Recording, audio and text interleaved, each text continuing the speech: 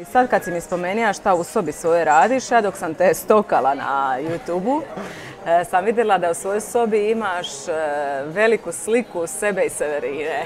To je isto posebna, znači baš posebna priča. Znači, Sevka je meni, ja mislim, u život ušla, a ne znam, znači kad sam bio dite, prvi koncert koji se sjećam, koji sam nikad otišao, to je bila na rivi Severina.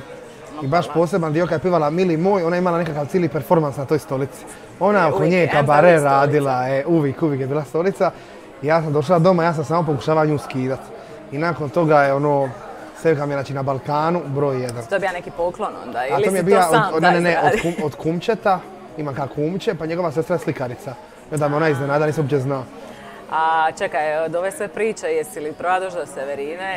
Dva puta smo već bili u kontaktu.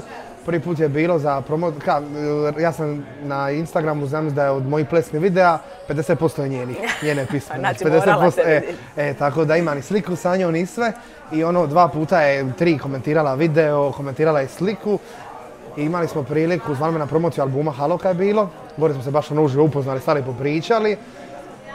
I trenutno smo ti na fazi da kad ja god nju stavi na story, ona ti meni pogleda story nešto napiše. Tako da mogu reći da je Sevka mi odgovara i to mi je već dovoljno. Još da me zove za spot i eto da.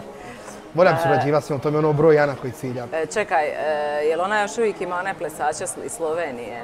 Sad je trenutno zbog karantene ništa, ali kad ima tim ljudi, ona je za prošlu tren uzela Slovence, a to bude ona audicija isto. A jel? Tako da je ova Helena koja nama radila za Dina Merlina, ona je plesala na turneji. Znači... Tako da, korak bliže. Samo Stokes, imaš ona serija You. Obožavam, čekam 3. sezonu.